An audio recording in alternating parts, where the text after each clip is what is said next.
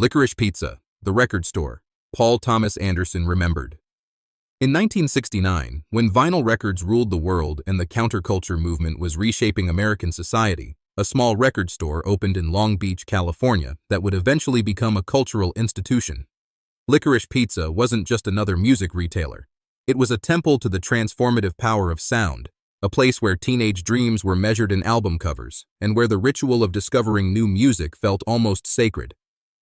The name itself was perfect slang for vinyl records, those thin black discs that resembled oversized pieces of the chewy candy, and it captured the playful irreverence of an era when rock and roll was still dangerous and exciting. Founded by James Greenwood, a former record distributor who understood both the business side of music and its emotional impact on young people, Licorice Pizza began as a single location but would grow into a Southern California empire with over 30 stores at its peak. The chain's timing was impeccable, launching just as the album-oriented rock format was taking hold, and teenagers were beginning to see record collecting as a form of personal expression. Unlike the sterile department stores that also sold records, Licorice Pizza stores were designed to feel like cultural gathering places, with knowledgeable staff who could debate the merits of Led Zeppelin versus Black Sabbath, and listening booths where customers could preview albums before purchasing. The stores featured distinctive orange and black signage that became instantly recognizable across Southern California, and their locations in suburban shopping centers made them accessible to the teenagers who formed their core customer base. By the mid-1970s, Licorice Pizza had become more than just a retail chain. It was a cultural touchstone that helped define the Southern California lifestyle, a place where the dreams of young people intersected with the soundtrack of their lives. The golden age of Licorice Pizza coincided perfectly with the explosion of rock music in the 1970s, when album sales were soaring and the record industry was experiencing unprecedented growth. The chain's business model was built around the teenage customer. Understanding that young people didn't just want to buy music, they wanted to discover it, discuss it, and feel part of a community that shared their passion. Store managers were encouraged to hire young, music-obsessed employees who could connect with customers on a personal level, turning each transaction into a conversation about artists, albums, and the deeper meaning of rock and roll. The typical Licorice Pizza store was organized with new releases prominently displayed near the entrance, extensive sections for different genres, and special areas highlighting local bands and underground artists that couldn't be found at larger chain stores. The chain was among the first to recognize the importance of import records, stocking rare pressings from England and Europe that serious collectors coveted, often selling these specialty items at premium prices that significantly boosted profit margins. Promotional events were a crucial part of the Licorice Pizza experience, with stores regularly hosting album release parties, in-store performances by local bands, and midnight sales for highly anticipated releases that would draw lines of eager fans. The chain also pioneered the concept of the record store as a source of music journalism, with many locations featuring bulletin boards where customers could post reviews, concert information, and messages seeking other fans of obscure bands. During the height of their popularity, Licorice Pizza stores were processing thousands of transactions daily, with some locations generating over $2 million in annual revenue, making them among the most profitable record retailers in the country. What set Licorice Pizza apart from competitors like Tower Records or Warehouse Music was their deep understanding of local music scenes and their commitment to supporting emerging artists. The chain maintained close relationships with independent record labels, often being among the first retailers to stock releases from punk and new wave labels like Slash Records and Bomp, records that were based in Los Angeles. Store buyers regularly attended local concerts, scouting for new bands and building relationships with musicians who would later achieve national success, creating a pipeline of exclusive merchandise and promotional materials. The chain's commitment to local music extended to their hiring practices, with many employees being musicians themselves who brought insider knowledge about the LA music scene and could provide customers with recommendations that went far beyond the mainstream hits. Licorice Pizza also understood the importance of the album as an art form, displaying records like posters and treating cover art with the reverence usually reserved for gallery exhibitions, recognizing that teenagers were buying not just music but entire aesthetic experiences. The stores featured extensive selections of music magazines and fanzines, from Rolling Stone and Cream to obscure punk publications, positioning themselves as comprehensive resources for music culture rather than simple retail outlets. Customer service at Licorice Pizza was legendary, with employees willing to special order rare recordings, hold new releases for regular customers, and provide detailed information about pressing variations and collector's editions that serious vinyl enthusiasts demanded. The chain also embraced the growing importance of music videos, installing television monitors in many stores to play MTV-style programming before MTV actually existed, creating an multimedia environment that enhanced the shopping experience. By the early 1980s, industry insiders considered Licorice Pizza to be one of the most influential record retail chains in America, with the power to break new artists and drive sales trends across the entire West Coast market. The business model that made Licorice Pizza successful was carefully calibrated to the economics of vinyl records and the shopping habits of their core demographic. The chain maintained relatively small store footprints compared to later big-box retailers, typically operating in spaces between 2,000 and 4,000 square feet that could be efficiently staffed by 3 or 4 employees during peak hours. Inventory management was sophisticated for its era, with buyers tracking sales data to identify trends and ensure that popular albums were always in stock while avoiding the costly overstock situations that plagued less experienced retailers. The chain's purchasing power allowed them to negotiate favorable terms with major record labels, securing promotional copies for in-store play and obtaining exclusive colored vinyl pressings that created urgency among collectors. Pricing strategy was aggressive but strategic, with new releases typically sold at or below suggested retail prices to drive traffic, while rare imports and collector's items commanded premium prices that generated higher profit margins. The average transaction at a Licorice Pizza store during the chain's peak years was approximately $12, representing about 2 albums, but many customers were repeat visitors who would return weekly to check for new releases and special finds. Seasonal variations were significant, with back-to-school periods and holiday shopping driving major spikes in sales volume, while summer months often saw increased purchases of singles and novelty records by younger customers with limited budgets. The chain also generated revenue through used record sales, accepting trade-ins that could be resold at healthy margins while providing budget-conscious customers with affordable options to expand their collections. Employee theft was a constant concern given the high value and easy portability of vinyl records, leading the chain to implement sophisticated inventory tracking systems and loss prevention measures that were considered state-of-the-art for retail operations of that era. The cultural impact of Licorice Pizza extended far beyond their sales figures, as the chain became an integral part of the Southern California music ecosystem during one of the most creative periods in American popular music history. Aspiring musicians would regularly visit stores to study album packaging, understand how music was marketed, and network with industry insiders who often shopped alongside ordinary customers. The chain's locations became unofficial information centers for the local music scene, with employees serving as repositories of knowledge about upcoming concerts, band personnel changes, and recording session gossip that was crucial currency in the tight-knit world of LA rock music. Record label executives would make regular rounds of Licorice Pizza stores to gauge reaction to new releases, understanding that the knowledgeable staff and demanding customers provided an accurate preview of how albums would perform in the broader market. The stores also served as launching pads for music careers, with several future industry professionals getting their start as Licorice Pizza employees, including future A&R executives, music journalists, and band managers who would go on to shape the industry. Store listening parties for major releases became legendary events, with some locations drawing hundreds of fans for midnight premieres of albums by superstar acts like Led Zeppelin or the Eagles. The chain's influence on music retail was significant enough that competitors regularly studied their methods, copying everything from store layout concepts to employee training programs in attempts to replicate their success. Local newspapers treated Licorice Pizza employees as music experts, regularly quoting store managers and buyers in articles about music trends and concert reviews, elevating the chain's cultural profile beyond that of a typical retailer.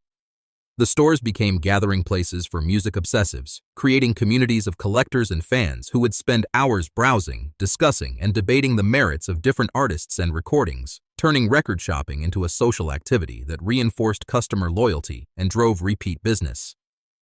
Paul Thomas Anderson's decision to name his 2021 film Licorice Pizza was more than nostalgic tribute. It was recognition of the chain's role in defining the cultural landscape of 1970s Southern California. Anderson, who grew up in the San Fernando Valley during the chain's heyday, understood that Licorice Pizza represented something larger than retail commerce. It was a symbol of teenage possibility and the transformative power of popular culture. The director has spoken about how record stores like Licorice Pizza served as cultural universities for young people, places where teenagers could explore ideas, discover new forms of expression, and feel connected to larger movements in art and society. The chain stores were particularly important to the communities they served because they provided gathering spaces for young people in an era before social media, when discovering new music required physical exploration and personal recommendation rather than algorithmic suggestion. Anderson's film captures the specific texture of adolescent life in that era, when record stores were portals to adult sophistication and buying an album felt like a declaration of personal identity. The movie's attention to period detail reflects the director's understanding that places like Licorice Pizza were integral to the social fabric of their time, serving functions that extended far beyond commercial transactions. Film critics noted that Anderson's title choice immediately conveyed a sense of place and time to audiences who remembered the era while also introducing younger viewers to a concept, the neighborhood record store, that had largely disappeared from American culture.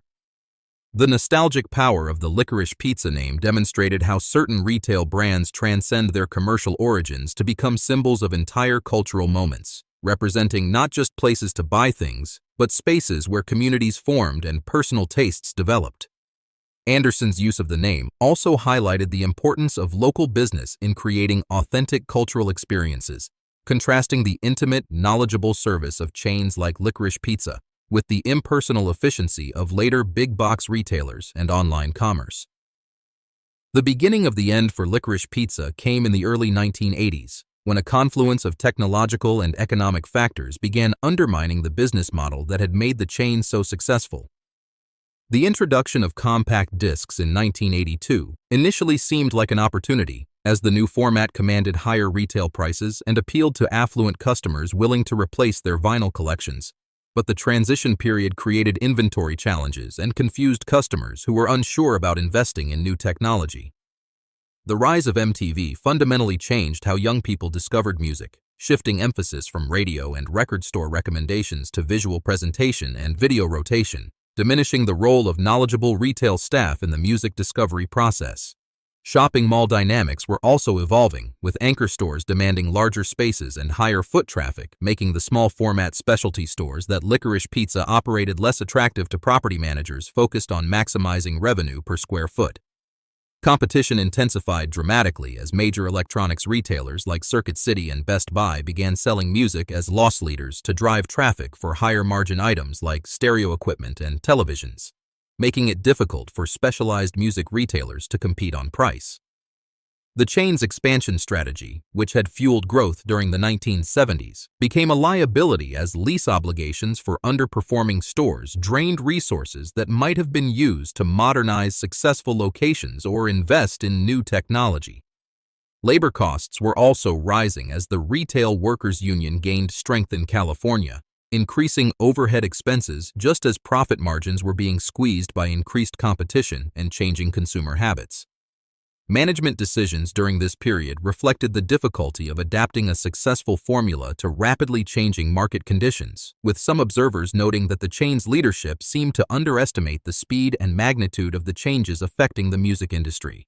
Store closures began in 1983, initially affecting only the weakest locations, but the pace accelerated as the chain's financial position deteriorated and vendors began demanding cash payments rather than extending credit terms. The final chapters of Licorice Pizza's story unfolded against the backdrop of a music industry in revolutionary transition, as digital technology began reshaping not just how music was recorded and distributed, but how consumers thought about ownership and discovery. The compact disc format, which had initially seemed promising, revealed itself to be a double-edged sword that favored large retailers with the capital to stock extensive CD inventories while making the browsing experience less tactile and engaging than vinyl record shopping had been. Customer behavior was changing in fundamental ways, with many music buyers gravitating toward the convenience and selection of large chain stores like Tower Records, which could offer both competitive prices and the comprehensive inventory that serious music fans demanded. The economic recession of the mid-1980s hit discretionary spending particularly hard, and music purchases were among the first expenses that budget-conscious consumers eliminated, creating a challenging environment for all music retailers, but especially affecting smaller chains without the financial reserves to weather extended downturns. Licorice Pizza's attempts to diversify beyond music, adding video rentals and musical instruments to their product mix, were too little and too late to offset declining core sales, and these new categories required expertise and inventory investments that stretched the company's resources without generating sufficient returns. The chain's relationship with record labels also deteriorated as the industry consolidated and major distributors began favoring larger retail accounts that could guarantee higher volume sales and more prominent product placement. Bankruptcy proceedings began in 1985 with liquidation sales that ironically drew some of the largest crowds in the chain's history, as collectors and nostalgic customers rushed to acquire pieces of music history at discount prices. The final Licorice Pizza store closed its doors in 1986, ending 17 years of operation and leaving behind a generation of music fans who would forever associate the chain with the excitement of musical discovery and the community that could form around shared artistic passions. Industry analysts noted that Licorice Pizza's demise was not the result of any single strategic error, but rather the inevitable consequence of technological and cultural changes that made their business model obsolete, a pattern that would be repeated throughout the entertainment industry as digital technology continued its relentless advance. The legacy of Licorice Pizza extends far beyond its operational years, serving as a symbol of a particular moment in American culture when the relationship between consumers and music was fundamentally different from what it would later become. The chain represented an era when discovering new music required effort, expertise, and community engagement, when the act of buying a record was an investment in unknown possibilities rather than a quick digital transaction based on previewing 30-second samples. Former customers often speak about Licorice Pizza in terms that transcend retail commerce, describing the stores as educational institutions that shaped their aesthetic sensibilities and introduced them to forms of art and expression they might never have encountered otherwise. The chain's influence on other music retailers was profound, with many successful record store owners citing Licorice Pizza as inspiration for their own approaches to customer service, inventory selection, and community engagement.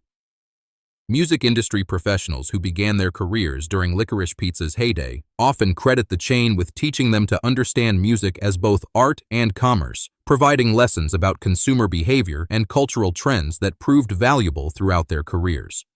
The physical spaces that once housed Licorice Pizza stores have mostly been repurposed for other retail uses, but their locations are often remembered by local music communities as sacred sites where important cultural exchanges occurred and personal relationships with music were forged. Collectors of music memorabilia actively seek out Licorice Pizza promotional materials, shopping bags, and employee uniforms, treating these artifacts as important historical documents that capture the essence of a vanished retail culture. The chain's story has become part of the larger narrative about the transformation of American retail and the impact of technological change on community institutions, serving as a case study for business schools and cultural historians studying the relationship between commerce and culture in late 20th century America. When Paul Thomas Anderson chose to title his film Licorice Pizza, he was acknowledging that certain brand names transcend their commercial origins to become symbols of entire cultural epochs, representing not just places to buy products, but spaces where communities formed, identities developed, and the larger culture took shape through countless individual interactions and discoveries.